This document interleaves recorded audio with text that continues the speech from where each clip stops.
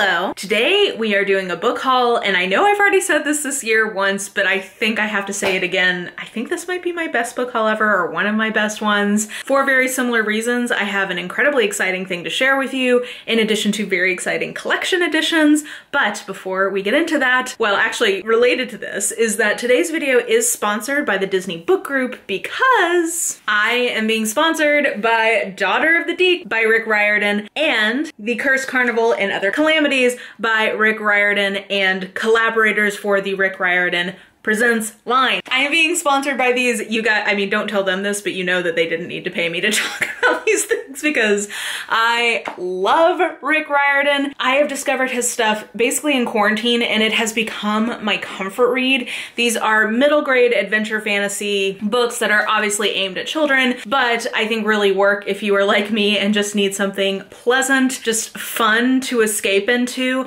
I am finding that his brand of middle grade fantasy adventure really does that for me. These two books have both come out recently and I'm very excited about both of them. So first we have Daughter of the Deep by Rick Riordan. Obviously Uncle Rick has an impeccable track record. He is the best-selling author of Percy Jackson and The Trials of Apollo and the Magnus Chase series, which I love, just so many things. And this ties into the classic Jules Verne novel as well as the Disney movie. Basically this centers around Anna, who is our freshman prefect at Harding Pencroft Academy, which is a 5-year high school divided into 4 schools, and fantasy adventure ensues from there. This also had a cultural sensitivity reader as well as an underwater explorer who read this for the fact pieces of the underwater exploration times, which I think sounds great. And I believe the foreword is by Roshni Chokshi. So all around, this was on one of my most anticipated books of the year list. Very excited to get to that. But also we have The Cursed Carnival and Other Calamities, which does have Uncle Rick, but then it also has stories from a bunch of the authors who are in the Rick Riordan Presents line. So that includes a story from Rebecca Roanhorse, which is the one I'm most excited about because I really loved Race to the Sun, which is her middle grade fantasy adventure in the Rick Riordan Presents line. This is using mythology from the Diné people. So this is just super fun, super cool, and I'm very excited to get a short story in that world from her. But also there's one from Uncle Rick with a brand new hero that we've never heard from before. So I'm very excited to read the stories that I already am excited about, but then as I read more from these different authors, to go back and read the short story in this collection from their series. So there's 10 different stories plus Uncle Rick. Rick Riordan does an introduction to this. So all around, I'm really excited about this one as well. So these are 2 books I got, and this is the sponsor of today's video, but also I'm just super excited about these. So thank you so much to the Disney Book Group for sponsoring today's video, and we will get into the other books that I have to talk to you about for my haul now. Okay, so in terms of a couple of pre-orders and just books I had with a specific purpose in mind, I did get Witchmark by C.L. Polk, and this is going to be our Blades and Bodice Ripper book club pick for December. That will be over on Bethany's channel. Our selection for November is actually on my channel, and it is actually an Uncle Rick book. It is The Sword of Summer, Magnus Chase, and that will be on my channel on the 20th of November, I think is the date, 3rd Saturday of the month. But in December, we're going to be reading Witchmark, and this one I think is sort of like a fantasy romance and maybe in a historical setting. I can't quite remember. Yeah, an original world reminiscent of Edwardian England. So this is December's pick. Looking forward to that. I then pre-ordered the 6th bind-up of the Monstrous series, which is called The Vow, and this is one of my all-time favorite fantasy series, period. The artwork is gorgeous, and we left our main characters in quite a pickle in the 5th bind-up, so I am looking forward to seeing what it is they get up to in this one. So I had this one on pre-order. And then I got the next installment in the, what is it called? The Inheritance Games series. So I did just recently finish The Inheritance Games by Jennifer Lynn Barnes, who is probably my all-time favorite YA mystery author. I really, really love her work, especially The Naturals. I love that series, and I really enjoyed The Inheritance Games. I'm hoping that we're gonna get more mysteriousness and thrillingness in this installment, but this is the second in what will be a trilogy, and it's called The Hawthorne Legacy, and then the last one comes out next year, and that one is called The Final Gambit. So I'm excited. I'm trying to decide if I want to go ahead and read this while the first one is fresh, or if I want to wait on this until the third one comes out. I'm trying to decide what's the best strategy, but I am very excited to polish off that trilogy because it was a very exciting setup. Then a nonfiction book that I got a physical copy of because I enjoyed it so much and I wanted to have a copy in my collection is Savage Appetites: 4 True Stories of Women, Crime, and Obsession by Rachel Monroe. And this is basically a nonfiction book about why women are so into true crime. And Rachel Monroe examines 4 women from the point of view as women as victims, women as killers, women as detectives, and women as defenders. And I think that this is a much more compelling point of view on why women are interested in this topic than I often see in sort of like clickbaity think pieces. So if this is a topic that's interesting to you, I think that this is super well done and very compelling. I really, really enjoyed this one. Then I did get this stack of books from Book of the Month Club. And, there's 7 of them and they all sound pretty good. I would say that the ones that I am most interested in would be, I'm interested in this essay collection by Emily Ratajkowski because she's a very well-known model and social media person. And I think that this is an essay collection of her reflecting on what it is to be a woman in a highly objectified body. So I'm intrigued by this. We'll see how deep it gets, but this seems pretty intriguing. Then the thriller that they had this month is called The Collective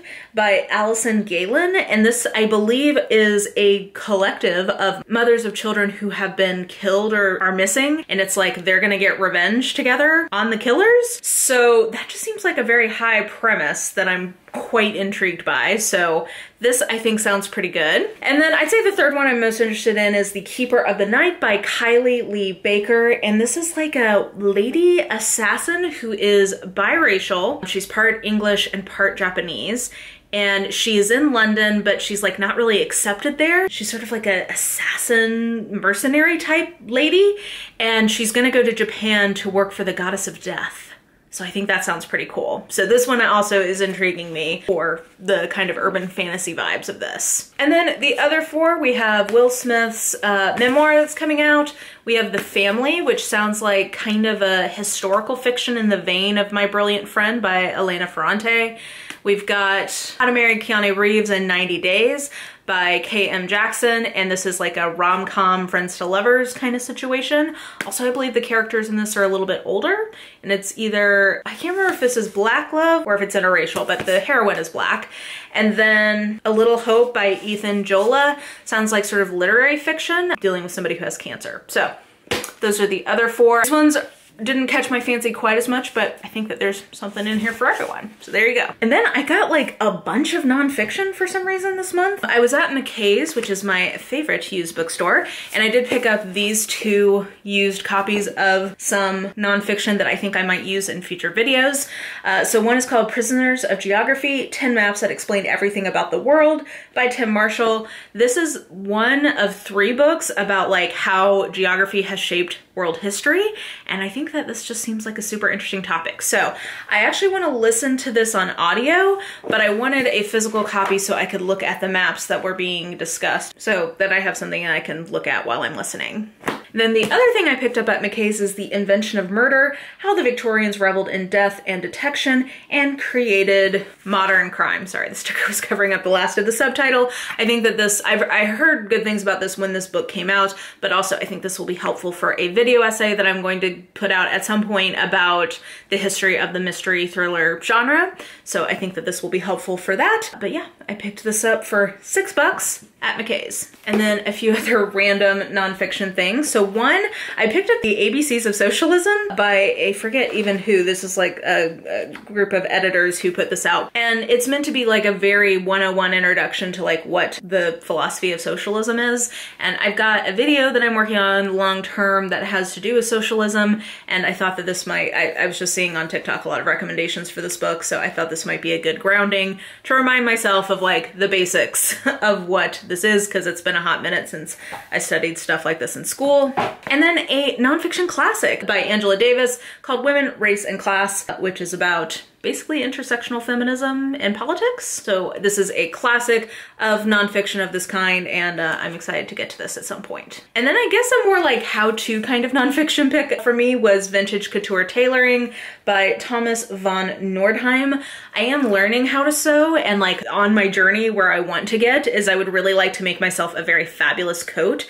I don't think I'm going to be accomplished enough in this yet to do it for this winter, but I'm hoping by next winter I will have learned enough that I can make myself like a really beautiful luxe coat. So I'm hoping that this can help me in my quest to learn how to tailor things. So still learning. I don't think I'm quite ready yet for this book, but when I am ready for it, it will be here waiting for me. And then other exciting things are some collection items. So I got the last of the books that I was wanting to get for the Psy Changeling series in this international paperback edition. This is Caressed by Ice by Nalini Singh. It's the third book in the Psy Changeling series, which obviously I love because I have a whole podcast about it. Really, this was the last one I wanted in this format because it's not available in hardback. It's the third one in the series, and I would say probably my third favorite one in the series. It's one of the very best. Judd for the win. Then I picked up the next in the Robin Hobb Realm of the Elderling series that I've been collecting in this UK paperback edition. This is Fool's Errand by Robin Hobb, which is the first book in the Tawny Man trilogy. And after this, I only have 2 more I need before I have the full collection of the Realm of the Elderlings ready to rumble. I'm on the 5th book out of the 15 of them, I think, 16. So got a ways to go, but I've got them ready, almost all of them ready for me when I get there. Then with just the timing, I guess, of when things arrived, I actually ended up having 2 Penguin Vitaes that came in this month. So first I have Before Night Falls by Ronaldo Arenas, and then I have Winter in the Blood by James Welch. I think that this was published in like the 90s, whereas this I believe was published in like maybe the 30s.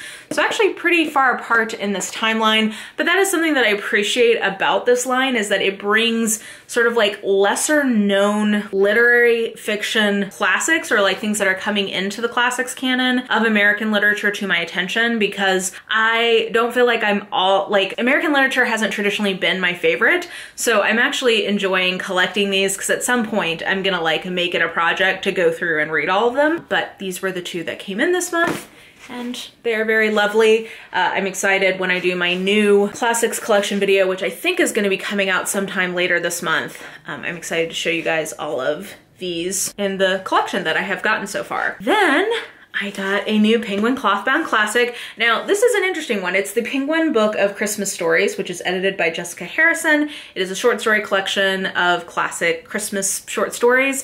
And it's interesting because this one is sized as if it was one of the poetry or philosophy clothbound classics, not the size of the full clothbound classic.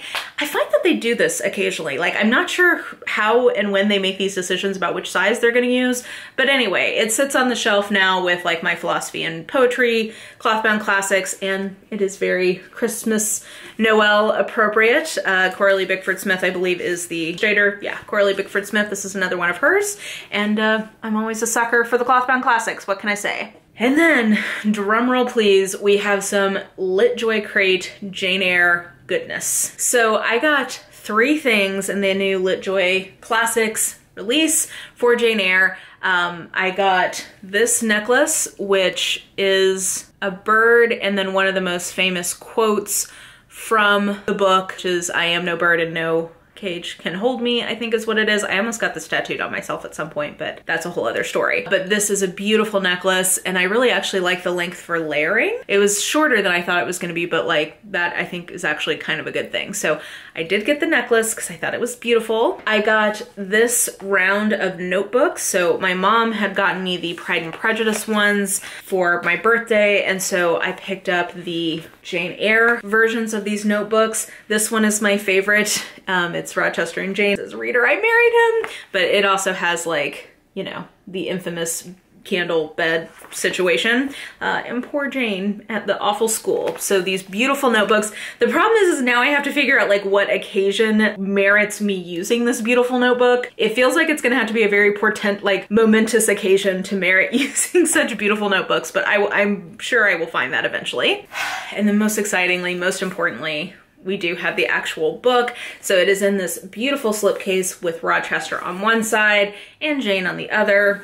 It has the title, and then again, Rochester on one side, Jane on the other on the book itself. It has the gold edges to it. Oh, I forgot this. Yeah, they had some shipping issues, so they actually sent this really pretty card telling you about the edition, and they sent a Tolkien related bookmark as like a, sorry it took so long for this to ship thing. I think this got caught in customs somewhere, I'm not sure. But anyway, it's absolutely lovely quality paper, and it has these illustrations throughout. Let's see if I can find one. Okay, yeah, you can, it's like the Notebook, but you see how it's gold and so beautiful. Ugh. I cannot handle how beautiful this is. Now that I've seen what these look like, I do kind of want the Pride and Prejudice one. I may have to hold myself back, but this is so beautiful. This is just an absolute joy to own. I'm very excited about it. It's just lovely. So this is maybe my favorite thing I've added to my collection of books this year. Possibly, I'll have to go back and look and see what all came in, but this may win for my favorite thing that I've collected this year, book-wise, so very exciting. Hey there. I just finished filming and realized, like, once I put my tripod and stuff away, realized I forgot to also mention that I did get a very exciting collectible in the J.D. Robb/Nora Roberts realm, which is I went ahead and picked up an extra copy of Faithless in Death because it has the super cool poster on the inside part of the cover, and I framed it and put it up there. And I'll put a picture here so that you can see it more clearly. But that was very exciting. I had been hoping I could find a decent used copy of it, and I did at the used bookstore. So that will do it for this haul. Thank you again to the Disney Book Group for sponsoring today's video, and remember, you can get Daughter of the Deep and the Cursed Carnival and Other Calamities wherever books are sold in hardback or audiobook. I have links in the description if you want to check those out, so definitely give these a try. I'm extremely excited about this. Like I said, I am sponsored, but I would have picked these up anyway, so this is just a win all around. So thank you again to Disney Book Group for sponsoring today's haul, and let me know what you thought of today's haul, what you thought of any of the books that I talked about. If you have anything exciting that has come into your collection recently, let me know that in the comments down below. And yeah, I think that will do it for this video. So if you enjoyed it, please like, subscribe, follow me on the social medias if you are so inclined. I have all that information listed in the description box below, and I think that will do it. I hope you're having an absolutely lovely day today, and I will just talk to you soon. Bye!